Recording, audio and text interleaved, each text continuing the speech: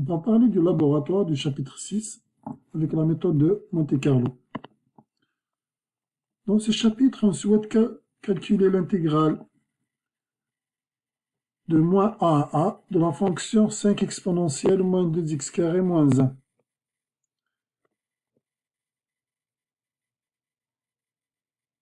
En fait, la fonction a ici pour nous, a ce serait 1. Donc on s'intéresse à x appartient à l'intervalle moins 1. La fonction elle est représentée ici. En gros, on s'intéresse à l'heure grise. L'heure grise comprise entre le graphe et l'axe des x. C'est ça qui nous intéresse.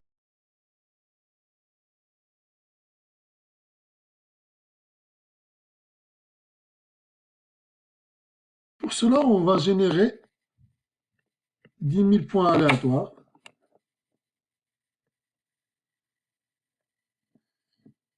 Dans ce laboratoire.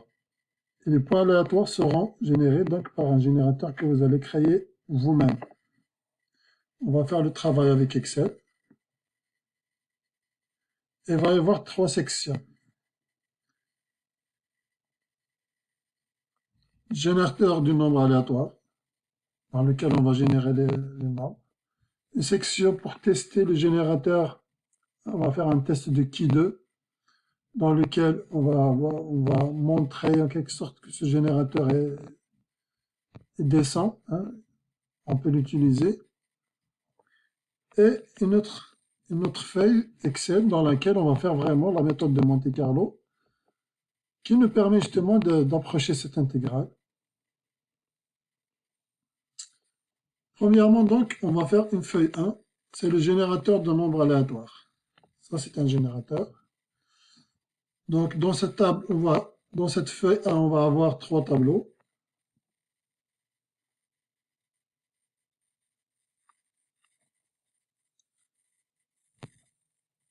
Quatre tableaux au juste. On va avoir 4 tableaux. Le premier tableau, il va contenir les paramètres. Donc, c'est un petit tableau dans lequel on va écrire les paramètres de notre générateur de nombres aléatoires, ACM.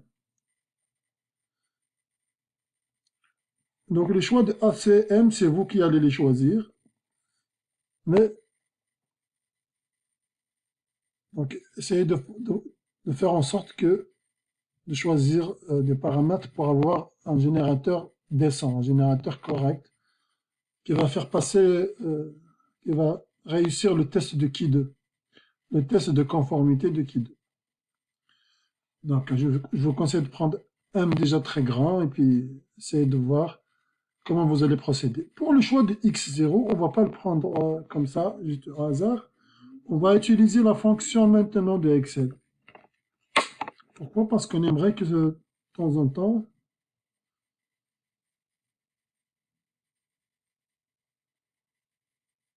donc on aimerait que la valeur initiale va changer de façon automatique. Donc on va utiliser la fonction maintenant de Excel pour créer la valeur x0. Sauf qu'il ne faut pas oublier que x0, 1, c'est un entier. Alors que maintenant, la fonction maintenant, elle envoie le nombre de jours écoulés depuis le 1er janvier 1900, le nombre de jours auquel il y a une partie décimale. La partie décimale de la fonction maintenant correspond à la fraction de la journée en secondes. Donc il y a une partie qui va représenter la fraction de la journée. Il faut garder en tête que x0 doit être un entier, comme je l'ai dit. Ensuite, maintenant, il va donner le résultat sous ce format date. Donc, il faut changer le format de la cellule pour qu'il soit un nombre. Mais surtout, c'est que on a besoin d'un entier x0. Alors que si vous transformez en format nombre, vous allez avoir un nombre décimal. La partie décimale va représenter, on a dit, la fraction de la journée en secondes. Si j'arrondis, il va rester uniquement le nombre de jours. Cela veut dire que mon générateur ne va pas changer automatiquement. Il va changer chaque 24 heures. Ça ne nous intéresse pas. On veut quelque chose qui change au moins quelques secondes, chaque seconde, des choses comme ça. Bien que ça ne va pas changer chaque seconde en vrai, parce qu'il faut que Excel actualise le calcul dans une feuille pour que ça change, mais on souhaite justement à chaque actualisation, on va avoir de nouveaux nombres aléatoires. Donc il faut changer le x0 de départ. On devrait le changer. Il faut que ça soit un entier, il faut qu'il utilise la fonction maintenant, il ne faut pas arrondir, il ne faut pas qu'il soit changé chaque 24 heures, on veut qu'il change très très souvent.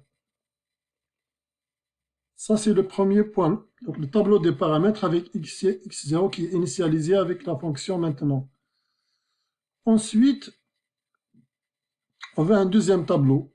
Dans le deuxième tableau, on va avoir 10 000 nombres. On a besoin de 10 000 nombres pseudo-aléatoires qui vont être créés par votre générateur. Mais ces nombres vont être entre 0 et 9. En gros, vous avez n par exemple de 1 à 10 000. 1 à 10 000, c'est 1. Xn, c'est les produits de votre générateur. Donc, ça peut donner par exemple 17 161, 138, etc.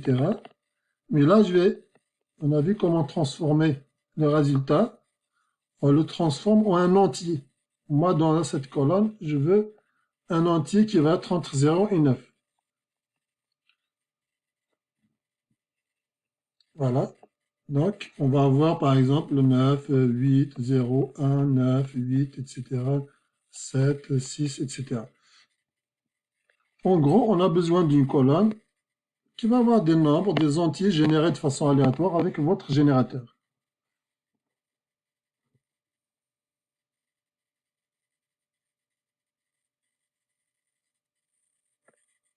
Donc, le x0 ici, la valeur d'initialisation qu'on a donné, la valeur d'initialisation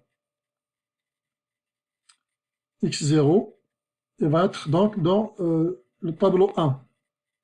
Elle va être dans le tableau 1. Donc le deuxième tableau, il va commencer directement à partir de x1. On va commencer à partir de x1, x2, etc. Donc il faut faire attention. Donc cette remarque, il dit juste que le tableau va commencer à partir de x1. Parce que, puisque x0 n'est jamais utilisé, il est utilisé par x1. x1 se calcule en fonction de x0. Donc on veut juste dire que le tableau, la colonne, commence par x1. Voilà ce que ça veut dire.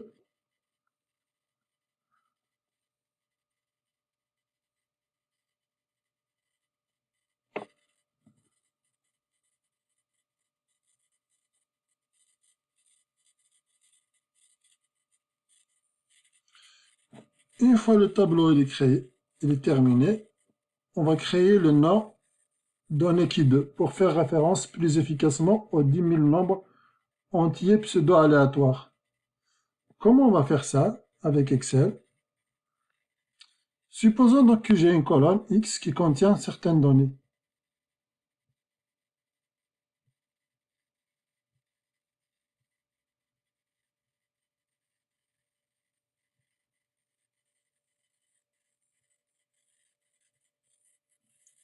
Admettons que je souhaite calculer la moyenne des données qui sont dans la colonne X. Donc ici, je peux dire moyenne, par exemple. Et là, je vais utiliser la formule moyenne. Et là, je vais appeler donc mes colonnes moyenne de B2 à B7 en quelque sorte. On peut faire ça, moyenne de B2 à B7. Ça se fait très bien. Mais si à chaque fois j'ai besoin de ces données, je vais dire B2, B7, peut-être que ce n'est pas très efficace. On peut donner un nom à ces données. On peut leur donner un nom. On a sélectionné ces données. On va sélectionner cette partie de la colonne. On va sélectionner les cellules. Bouton droit. Définir un nom. Je vais les appeler par exemple mes données. Mes données. OK. Là, ces données, ils ont un nom. Il y a une variable qui s'appelle mes données. C'est ça. Là, par exemple, pour la moyenne, je peux calculer, au lieu d'écrire moyenne B2 jusqu'à B7, je vais écrire moyenne. Moyenne. Il y a une variable qui s'appelle mes données. Vous voyez ici la variable mes données. C'est plus efficace de faire comme ça. Entrée, et vous voyez, ça me donne la moyenne. Donc là, la différence ici, pour la première moyenne, j'ai utilisé moyenne B2, B7. Ici, j'ai utilisé le nom de la variable, mes données. Et c'est plus efficace. Si je veux l'appeler quelque part, il suffit d'utiliser mes données. Si jamais j'ouvre une autre feuille, et que dans cette feuille, j'ai besoin de ces données, je peux encore calculer moyenne, mais vous voyez mes données, elle est encore présente dans l'autre feuille. Donc là, je n'ai pas besoin d'appeler la feuille précédente pour dire que dans cette feuille précédente, j'ai besoin de cellules de B1, de B2 jusqu'à B7. J'utilise le nom de ma variable qui est mes données. Donc, les 10 000 nombres aléatoires générés ici, on va leur donner un nom. Ils vont s'appeler données qui de. Comme ça, à chaque fois on a besoin, on peut les appeler de cette manière. Ça pour les 10 000 nombres aléatoires. Ensuite, qu'est-ce qu'on va avoir? Un troisième tableau. Dans le troisième tableau,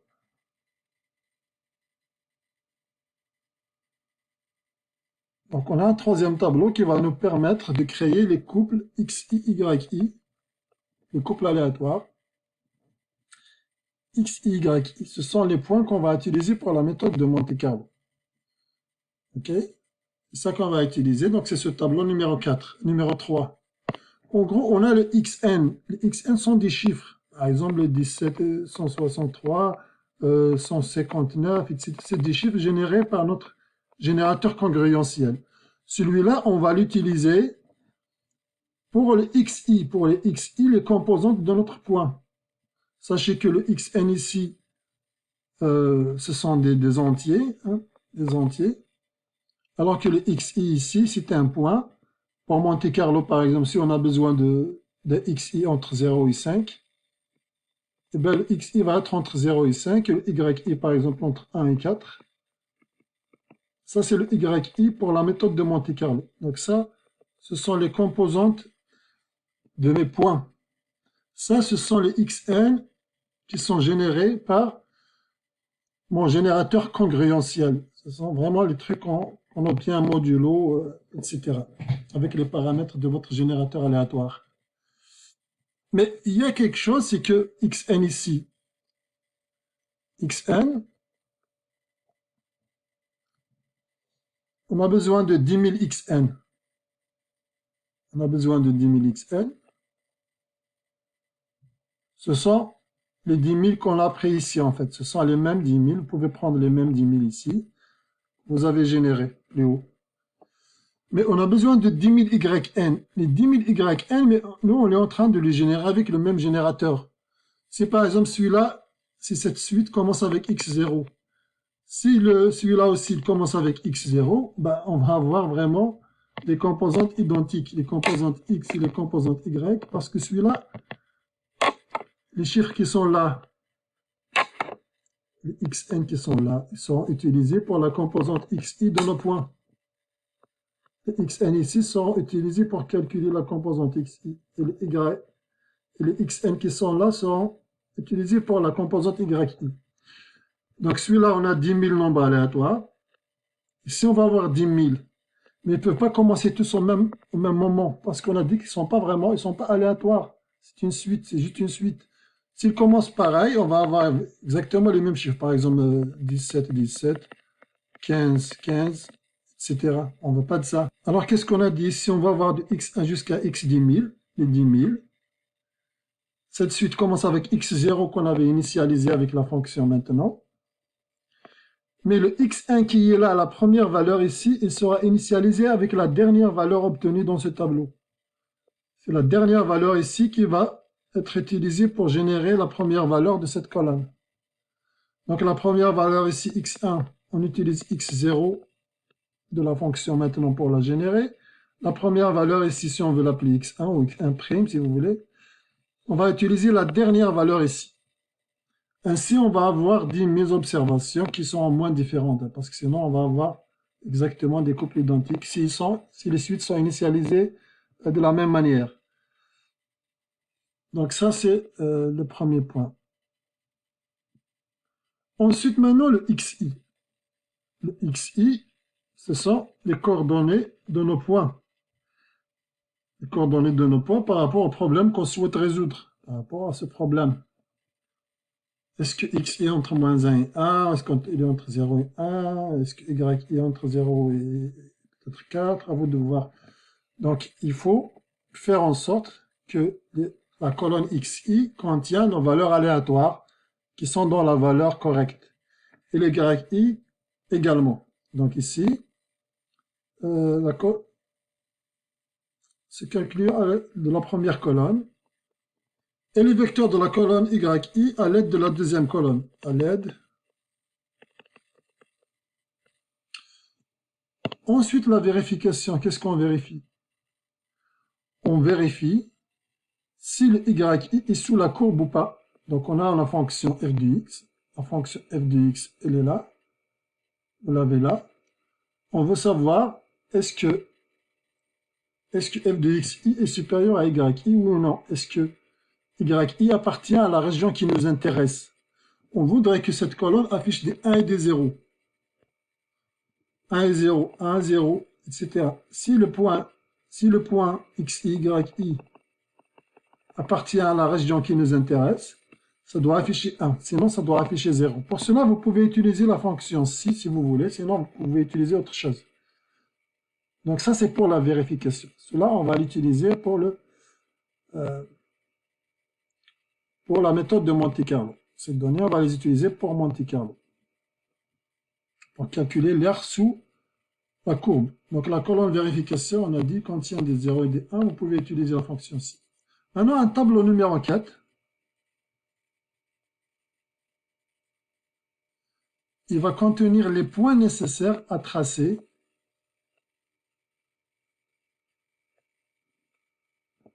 donc un tableau qui contient les points nécessaires pour tracer la fonction sur l'intervalle moins 1, 1. Tracer la fonction elle-même. La fonction elle-même, en gros, qu'est-ce qu'il nous dit? Ce tableau, il doit juste contenir ici des points, par exemple, xi. Donc le premier point, on va mettre par exemple moins 1. Puisque je veux tracer mon graphe entre moins 1 et 1. Et puis là, je vais mettre égal le point précédent auquel je peux ajouter, par exemple, plus 0,1, si on veut 20 points par exemple.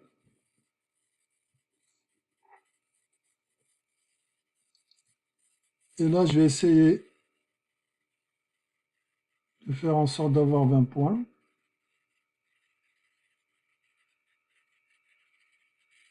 Encore un dernier point, 21 points. Et là, on a les abscisses entre moins 1 et 1. Ce sont les abscisses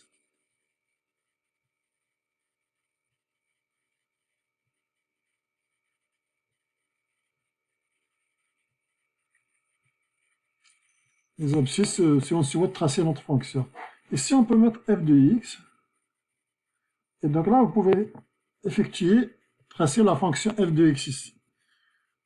F de x, bien sûr, c'est la fonction qui est donnée ici. C'est la fonction qui est là. Mais admettons, moi, je vais tracer juste la fonction exponentielle x. Juste pour simplifier, exponentielle. Exponentielle quoi? Exponentielle xi. Entrée.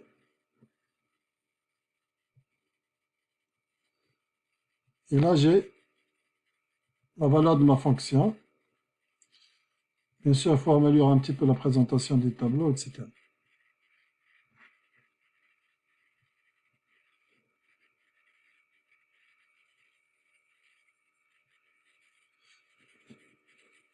Donc on a xi, f de xi.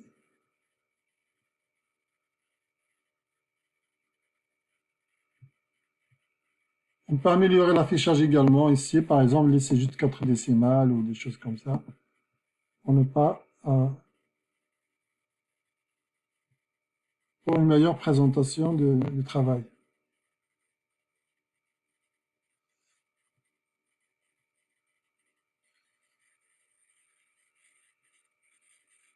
Ici, Excel, il nous dit moins 1, quelque chose, 10 puissance moins 16. Je vois pas pourquoi il a fait ça à Excel. Je trouve ça bizarre.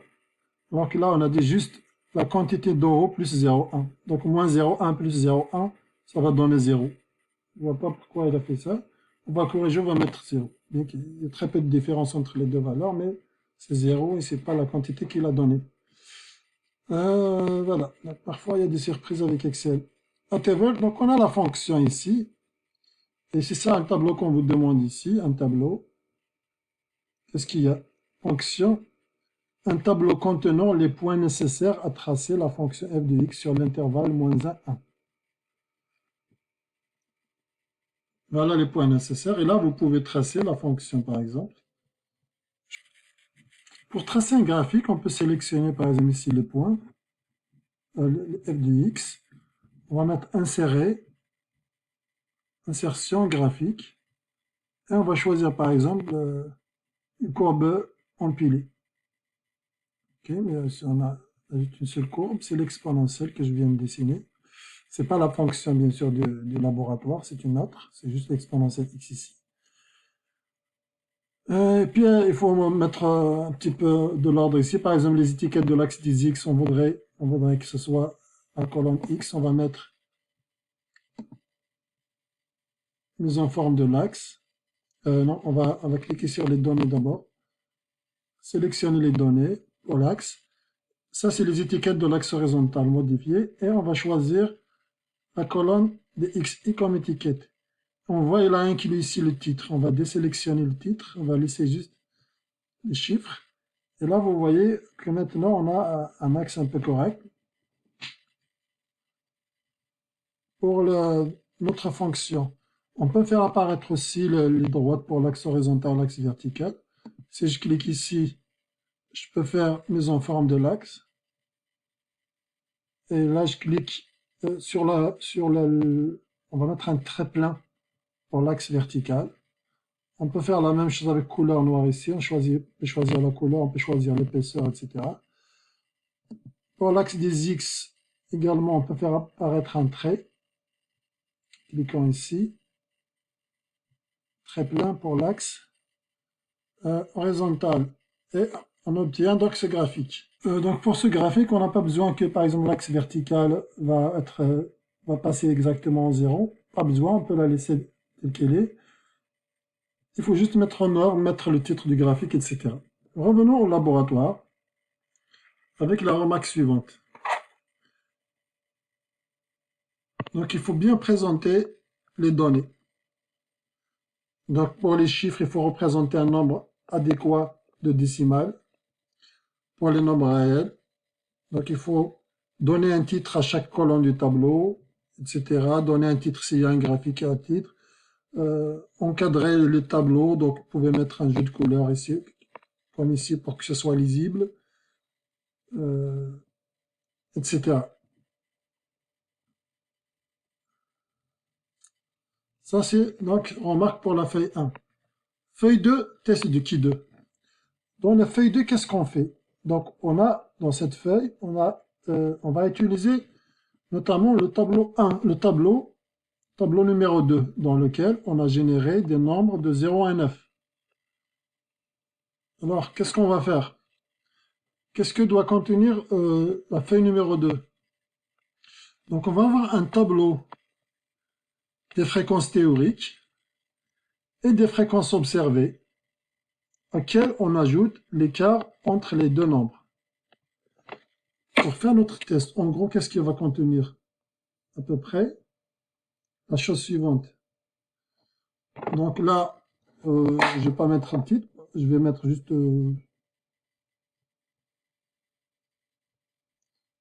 Donc on a les xi observés, effectivement, les xi, mais de 0 à 9, hein, de 0 à 9. Xi, on va mettre de 0 à 9, 0 à 9. Donc c'est pas tout à fait, ce n'est pas tout à fait, ce n'est pas tout à fait les valeurs générées par votre générateur. Ce sont les entiers. Après avoir transformé les 10 000 valeurs, sous cette forme, en multipliant par b, choisissez votre b, divisé par m, prendre la partie entière. Donc, on va travailler sur ça. On va utiliser la variable donnée x, donnée de qui 2. La variable donnée de qui 2, ici je ne l'ai pas créée, ici j'ai créé une variable qui s'appelle mes données. Donc, vous allez la tracer pour pouvoir calculer combien il y en a de 9. Ici, vous pouvez mettre fréquence. Donc ça, ce sont les chiffres, par exemple, de 0 à 9. 0 à 9.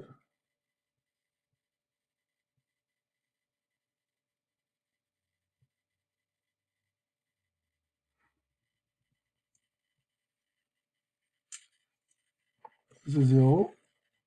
Ça, je vais mettre égal à la cellule précédente plus 1. Et donc, je veux des chiffres de 0 à 9.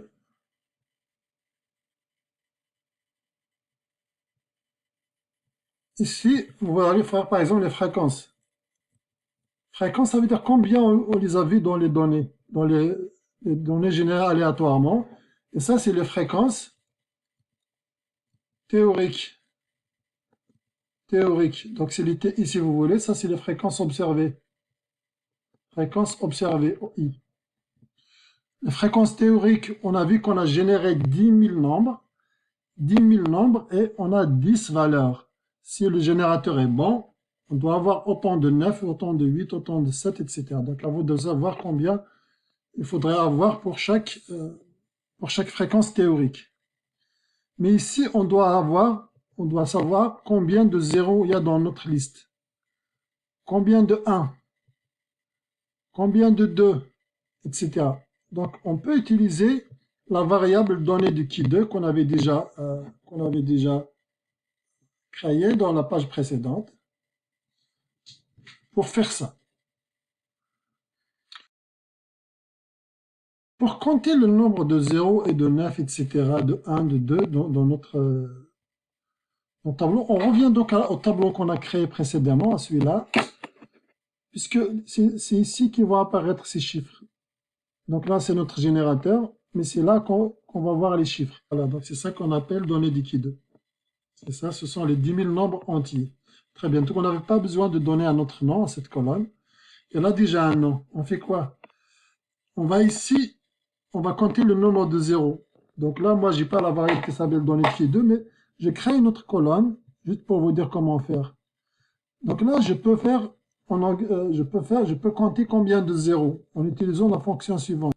Alors, pour compter, Excel, il y a une fonction qui s'appelle COUNTIF. Vous pouvez voir ici. COUNTIF, Excel. Et là, vous allez avoir un exemple d'utilisation de la fonction COUNTIF. Comment compter les données si jamais. Et vous pouvez trouver des exemples. Mais comme mon Excel est en français, je dois trouver l'équivalent en français. Donc, je vais mettre COUNTIF French. Et là, ça me donne nb.si. Donc, nombre si. Là, vous pouvez voir comment utiliser après. Donc, en tous les cas, là, je vais calculer, je vais mettre nb.si.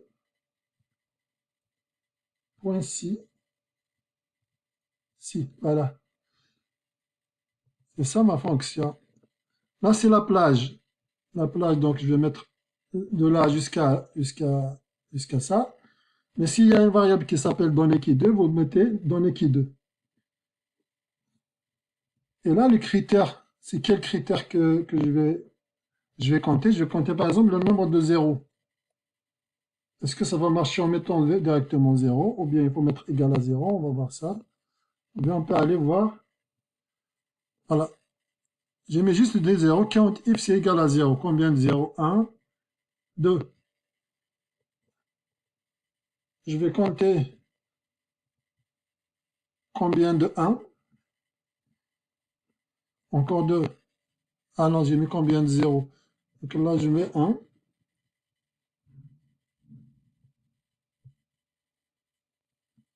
Il y en a 4 1. Vous pouvez aller voir ici. 1, 2, 3, 4, etc. Donc là, on peut compter combien il y en a, de nombres, de 0, de 1, de 2, de 9. Pas dans ma colonne comme je viens de faire, mais dans la colonne qui s'appelle données qui 2. Voilà, dans la colonne qui s'appelle données qui 2. Ensuite, ça, c'est les fréquences observées. Combien de fois je les ai vues en vrai, en pratique. Mais normalement, vu que j'ai généré 10 000, je devrais aller voir combien, si vraiment ça correspond à une distribution parfaitement uniforme et que on voit vraiment le même chiffre apparaître avec la même fréquence. Donc là, vous allez remplir combien vous devrez aller voir. Vous devrez voir chaque nombre. Et ici, vous pouvez faire la différence. Vous avez vu la différence pour calculer l'équipe 2. On peut faire la différence, ou bien la différence au carré si vous voulez. La différence au carré. Vous pouvez ajouter une autre colonne si vous voulez. Mais à la fin, vous devez avoir le qui 2 observé. La valeur du qui 2 observé, vous devez la calculer et faire un test de qui 2 par la suite. On va voir ce que demande le laboratoire encore. Un tableau contenant tous les paramètres. Ok, donc ça c'est pour le tableau. Il faut un tableau numéro 2, dans lequel vous allez mettre qui doit observer le seuil, le nombre de degrés de liberté et qui de critique.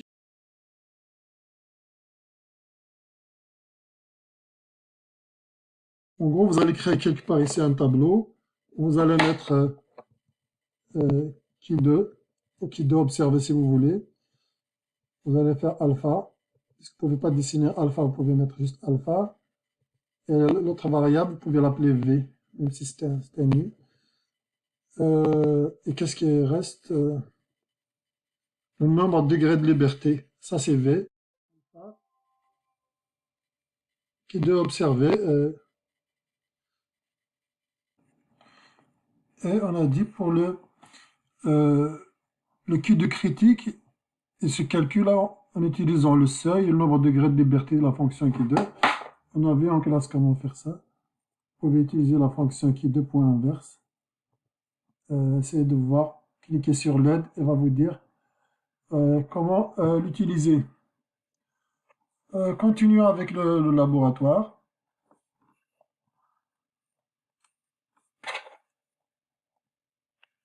Donc un graphique, il est demandé ici un graphique à bande verticale pour comparer les écarts obtenus entre les fréquences théoriques et les fréquences observées.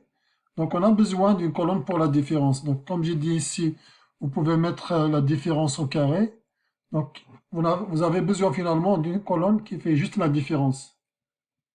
Une colonne qui calcule juste la différence.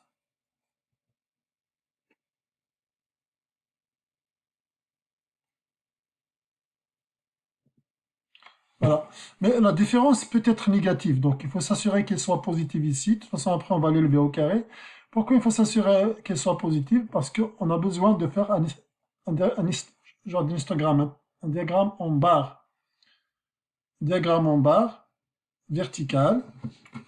Admettons, donc je vais mettre des chiffres au hasard. Admettons, c'est ça la colonne. Donc c'est ça la colonne qui donne les écarts entre les effectifs observés et les effectifs théoriques. Vous voyez, elle est positive, donc faites attention, il ne faut pas avoir des valeurs négatives ici. Hein. On a besoin juste des valeurs positives. Donc si vous faites juste cette colonne moins l'autre, vous risquez d'avoir des valeurs positives. Maintenant, on fait un diagramme en barre. Je sélectionne, je fais insertion, et là je choisis ici, et je choisis un diagramme en barre. Histogramme groupé, on va choisir ça, en 2D, on n'a pas besoin de se compliquer l'existence. Enfin, c'est juste l'objectif, c'est juste de voir. Ici, l'axe des X, on doit le modifier, les étiquettes de l'axe des X, mise en forme de l'axe, pas mise en forme, je vais choisir sélectionner les données. Et là, les étiquettes de l'axe des X, au lieu d'avoir de 1 à 10, je vais avoir juste de 0 à 9. Voilà. Et puis, vous pouvez faire apparaître le titre des axes, par exemple, le titre des axes. Vous pouvez faire disparaître le grillage. On pouvait le laisser. Et vous pouvez changer le titre, etc. Mais en gros, on va avoir la différence et vous pouvez jouer sur la largeur des bandes, tout ça. Qu'est-ce qu'on vient de voir ici? La différence entre les effectifs observés et théoriques. Par exemple, on va dire pour 8, il y a une très grande différence. Il y a 400 chiffres de 400 l'écart entre observé et théorique, il est de 400, etc. Donc on va avoir un diagramme en barre verticale de ce type. C'est ça qu'il demande. Ensuite, qu'est-ce que demande? De créer une zone blanche pas contenant les hypothèses de test de Q2 avec la conclusion du test. Donc vous créez une zone dans la même feuille, vous écrivez les hypothèses, donc H0 c'est quoi, H1 c'est quoi, et vous faites votre test de Q2 en comparant quelques valeurs qui sont déjà dans la même feuille, et vous faites la conclusion de votre test. C'est ça l'objectif de cette partie. Dans la feuille 3, on va faire la méthode de Monte-Carlo. Donc vraiment, on va générer les points aléatoires à l'aide du générateur qu'on a créé.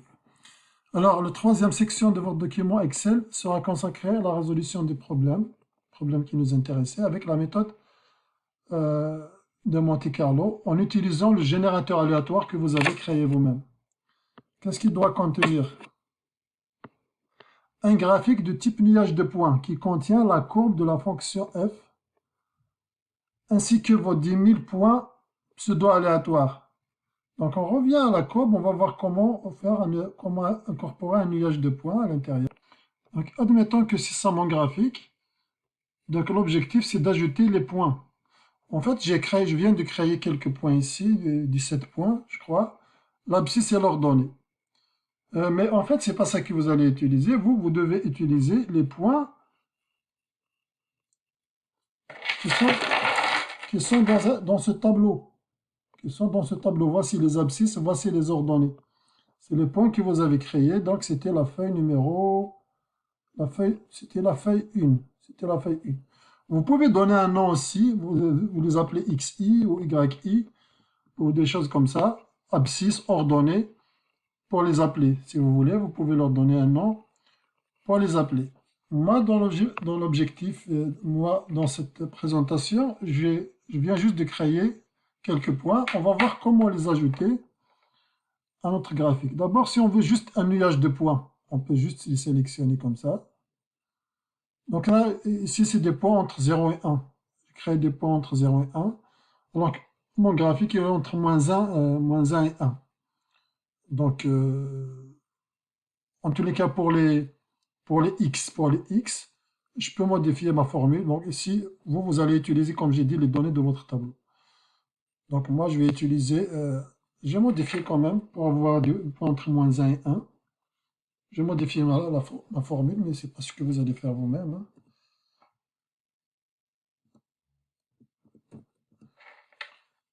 Juste pour avoir des nombres aléatoires entre -1 et 1. Voilà. Ensuite, pour un nuage de points, comment on va faire? On va sélectionner les deux colonnes. Insertion. Et là, graphique, on peut choisir nuage de points. Quelque part ici, il doit y avoir un nuage de points. Et là, vous voyez le nuage de points. Sauf que le problème ici, je ne vois pas mon graphique, je ne vois pas ma fonction. Vous voyez, j'ai mon nuage de points, il est très bien. Les points sont entre -1 et 1. Je ne vois pas mon graphe. Alors, est-ce qu'il y a moyen d'ajouter un graphique à ce graphe déjà, à ce nuage de points? Comment faire ça? On va cliquer bouton droit sur notre graphique. On va faire sélectionner les données. On voit ici les données série 1. Série 1, c'est notre série, donc c'est les X, Y, I. On peut mettre ajouter. On va ajouter d'autres données. Là, on va ajouter notre fonction. Voilà, sélectionner la plage. Non, ça c'est le nom de la série, ça c'est le nom. On va l'appeler f de x, fx. Sélectionner la plage elle est là.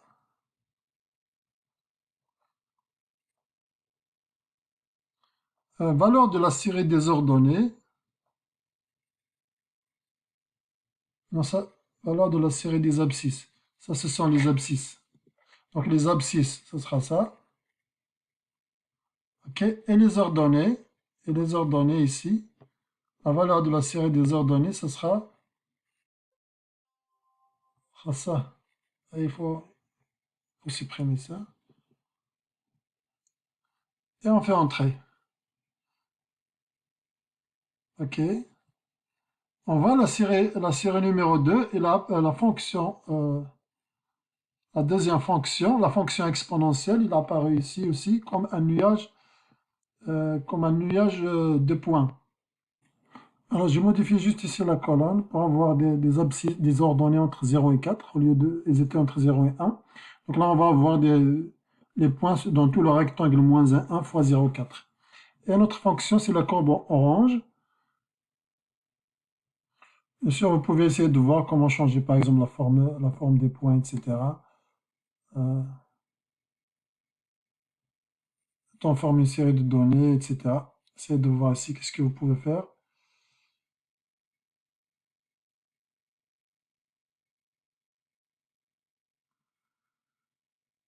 Donc, essayez de voir tous les paramètres, de jouer avec ces paramètres. Mais en tous les cas,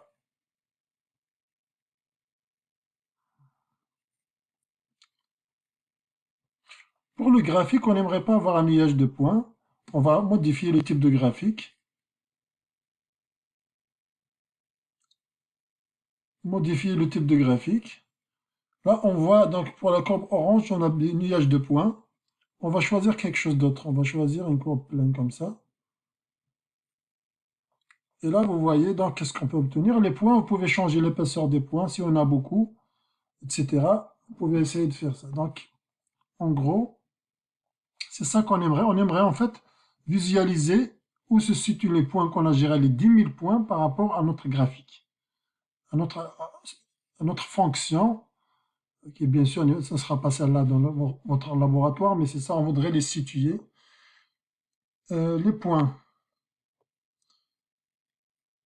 Ensuite, qu'est-ce qui est demandé? Voilà, donc un graphique de type nuage de points qui contient la courbe de la fonction, ainsi que vos 10 000 points, ça doit aller aléatoire. Donc il faut bien sûr mettre en forme le graphique avec les titres, les axes, etc. Vous pouvez faire apparaître les axes, peut-être la légende, et mettre en forme tout ça. C'est ça qui est demandé. Ensuite, un tableau.